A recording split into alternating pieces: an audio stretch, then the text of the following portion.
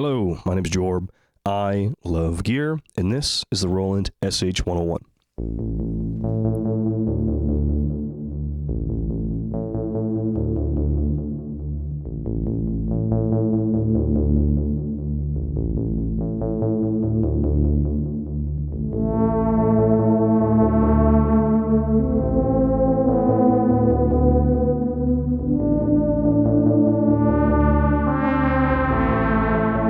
If you haven't tried one, certainly you've seen one, certainly you've heard the name, certainly you're aware of all the modern reproductions. There are VSTs, there are clones. Roland has a bunch of digital versions of it. The SH-101 name is referenced in Zencore models. Most recently, the SH-4D has an SH-101 model. The SH-101 is legendary, and it's all over.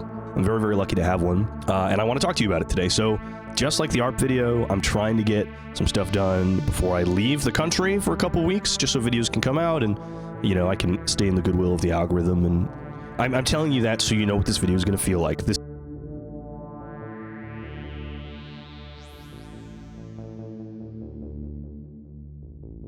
is just me sitting with something I really, really like the ARP video, like the Wurlitzer video.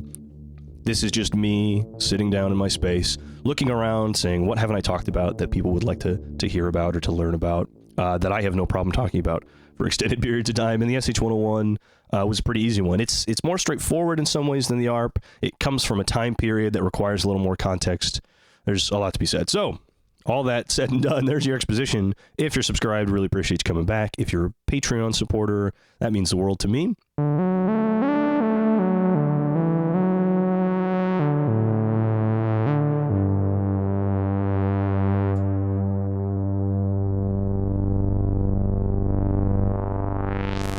See, even just there, I almost got lost doing a lot more than I thought I would.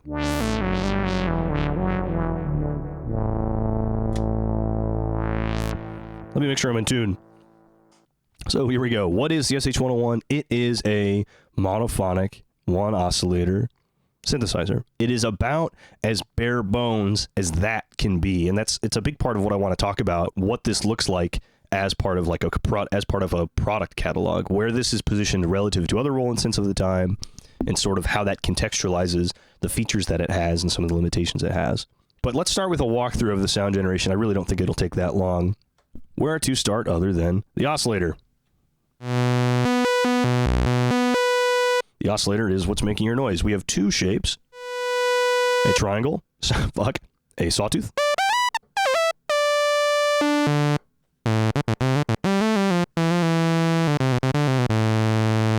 and a variable pulse. That could be manual on our envelope or controlled by the LFO. That pulse width can be on the LFO, controlled manually, or directed from the envelope. We can mix these two oscillator shapes together. If I introduce a little bit of pulse width modulation, pulse width modulation,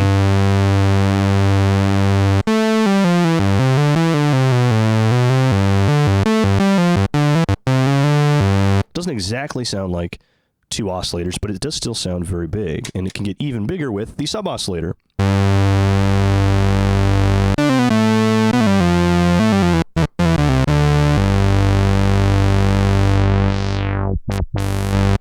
Jumping into the filter as I always do. And of course, just so you can hear it, we have noise.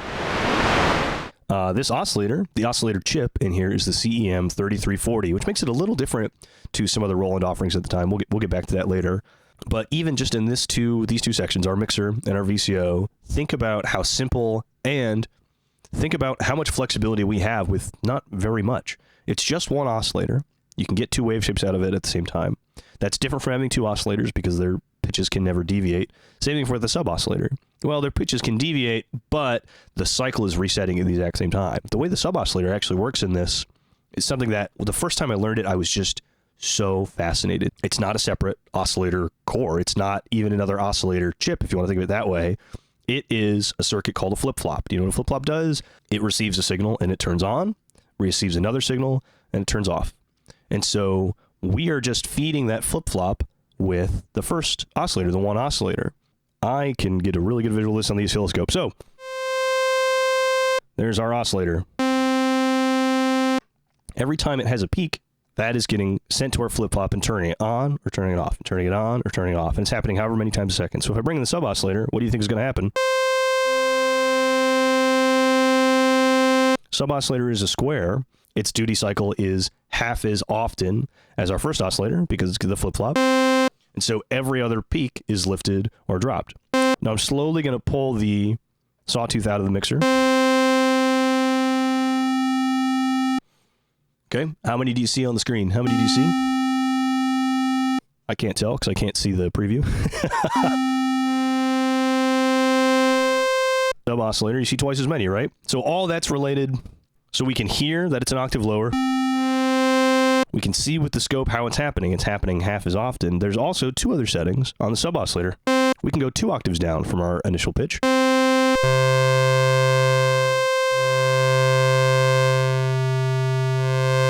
What does that look like? Every pair, every 2 sawtooths is raised or lowered because they're getting added to that square. Super, super, super cool. And they sound different from another oscillator an octave down because they're exactly locked in pitch. We even have a third option on this sub oscillator, which is a tighter pulse width of that 2 octave down, which is a tighter pulse width of 2 octaves down.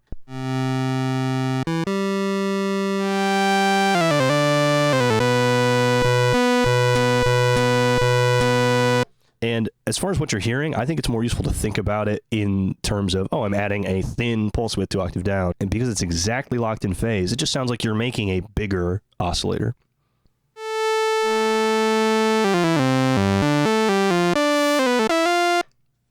And I love that. And a flip-flop is a cheaper chip than another oscillator. So you get a lot of ways to make this sound bigger, which is what you might expect from a second oscillator. Yes, you're limited in doing any intervals. Yes, you're limited in using the second one as a modulator. But as far as giving you flexible options for sound generation for your oscillators, this does an amazing job. And it's way simple compared to a lot of other things that were out at the time. So exciting. Okay, on to the filter. The filter chip is an IR3109.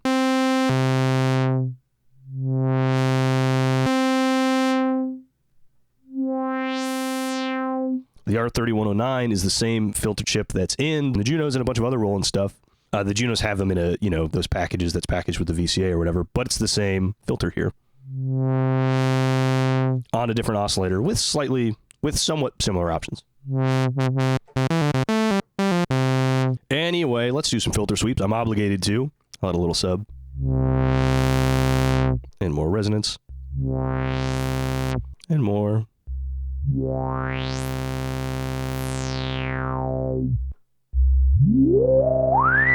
Self-oscillating at about, what's that, 80%? And we have keyboard tracking.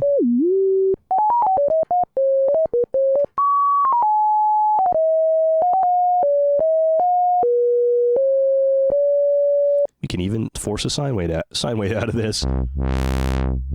I think the filter sounds amazing.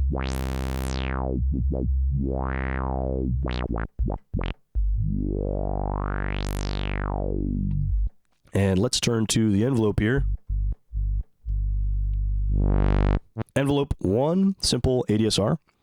It is going to our VCF, which we know about, controlling our harmonics, our VCA controlling our volume. We don't have variable amount to the VCA, but you don't really need it that much. How often are you like nominally controlling that instead of doing the master volume? You really aren't. It's a convenience thing. Or the VCA can be gated, which allows us to separate the movement of our volume and our harmonics, our VCA and our filter. And if we can separate or decouple, I guess, the movement of our VCA and the movement of our VCF. Sounds like that. You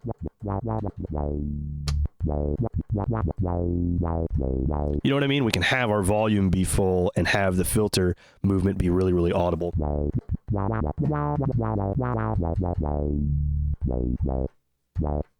Love that. And again, how simple of an option that affords so much flexibility from a single envelope. So cool. It can be triggered every key press. It can be triggered by the first key press. Or it can be triggered repeating by the LFO while our key is held down.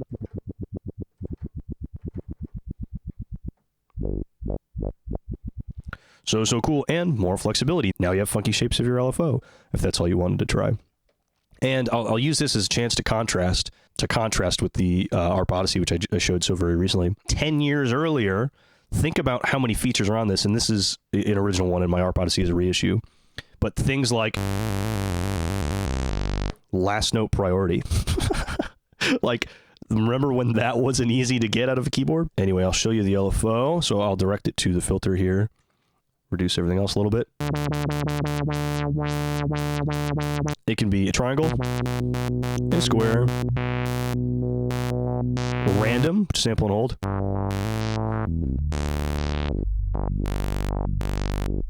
or noise, which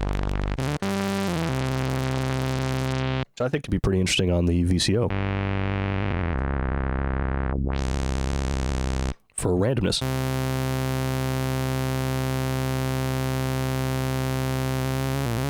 Sample and hold can be a little violent on your VCO, but noise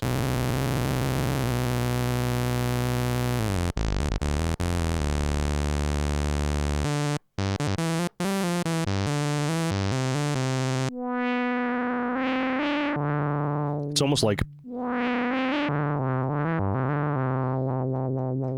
it's almost like a lo-fi thing. It's almost like an instability thing.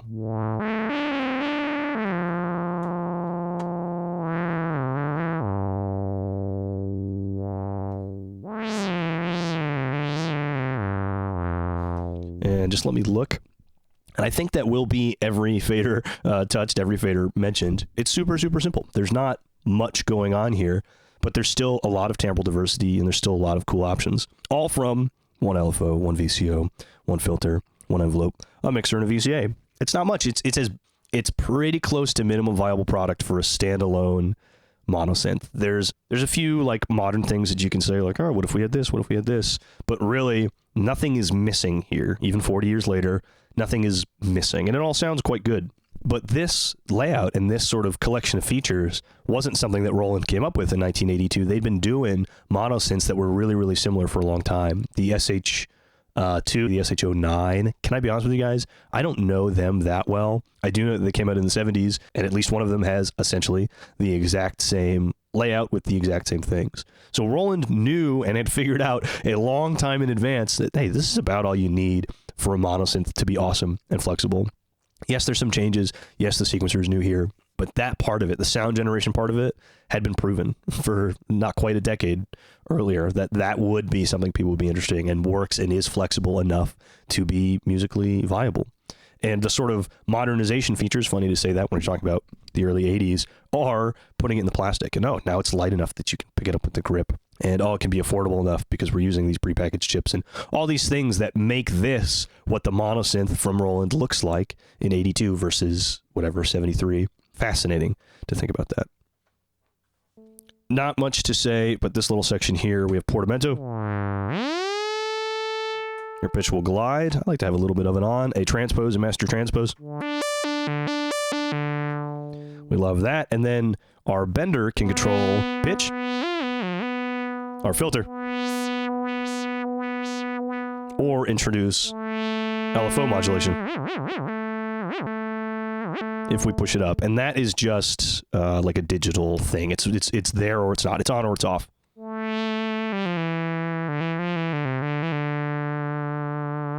Pretty cool to have. And that leads me to this is so you can hold it up like a guitar. And there's a button right on the end, which you probably can't see. And this wheel works just like turning the bender up.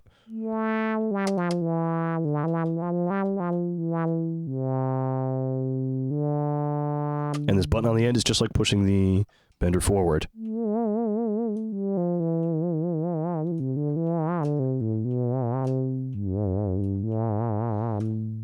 Again, these are very, very simple additions. These are very simple things, but that is so much of a performance element. and makes up for not having delay on the LFO. At the time, I think the bender, super cool. It fits in a tighter space than a separate pitch and mod wheel, and other than having granularity of the mod wheel, it accomplishes the same task. Also, just as easy if you're sitting down as doing this, just reach for the fader. And I find myself pushing up mod on the VCO and using my forearm here to push the bender for the filter up.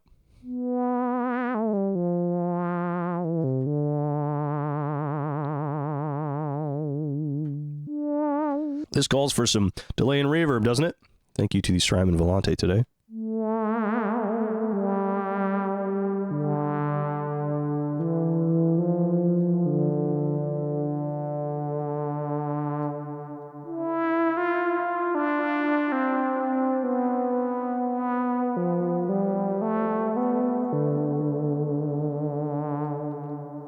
Reverb certainly helps a lot. But, you know, there you go. This is all hands-on. It's not hard for me to get to any parameter and treat it as a modulation thing.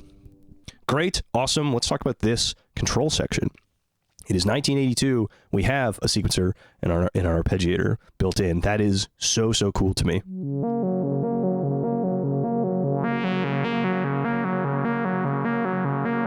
And it has a key transpose.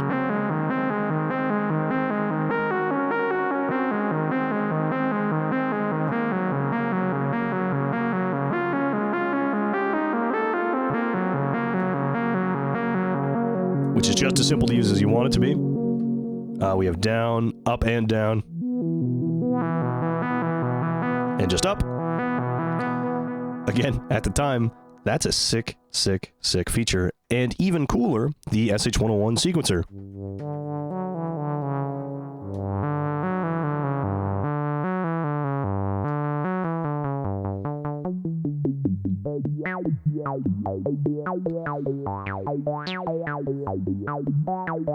As simple as it can be. You hit load, you type in notes, and it plays those back.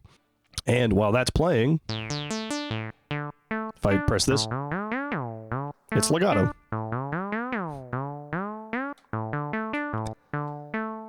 Implement that with portamento here.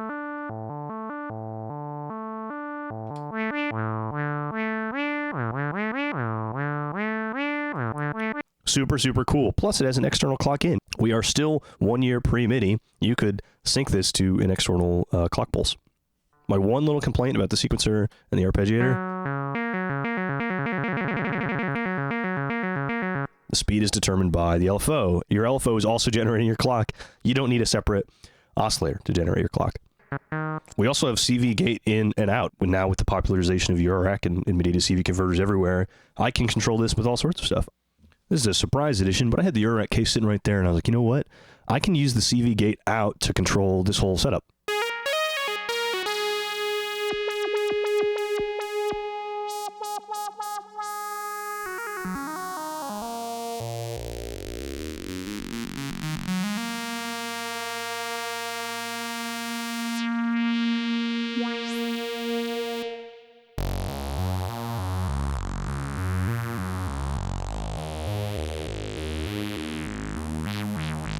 Other than how cool the connection of the ASQ1 being an SH-101 style sequencer, so removed from it, 40 years later, we want that workflow condition. We want elements of that workflow. Besides that, here we are, plugging these two things from completely different eras together, and two cables, a little bit of tuning, and they're playing together great.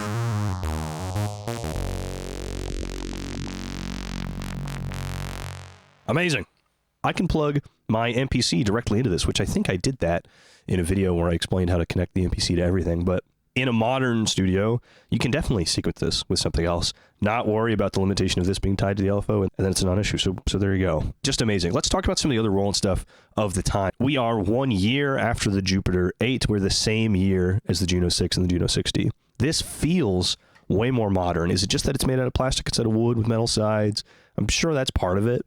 The Jupiter feels like, let's make the best possible synthesizer we can right now. Let's use all the technology, combine everything to make an amazing polysynth. Then the Junos are, let's take all the things that we've learned and make something really good that's also straightforward, that's also less expensive. And this is the same thing, but as a monosynth. You've seen the marketing where kids are on skateboards and it's cool to have it like a guitar. That to me means it was aimed at younger musicians who want things that are cheaper and less complicated. And here it is. But it still does so very, very much. And it, I guess speaking of price, I bought this on eBay in like a total fluke of a deal for just $500. And if you want to watch that video, you can. But anymore, I think these are overpriced relative to what they can do. I'm sure you'll see these around $2,000. I haven't actually looked, so I don't know if that's where they're hovering at right now. But that's what I remember. I really don't know if these are worth $2,000. If the history being part of it is what excites you, then hell yeah, it is worth $2,000, and you should get it because it's part of house or techno or whatever it is that excites you. I totally encourage people to embrace that excitement. But if it's the simplicity of this that you're excited by, there's modern things that can do that for you. Clones and VSTs. Look at a microbrute.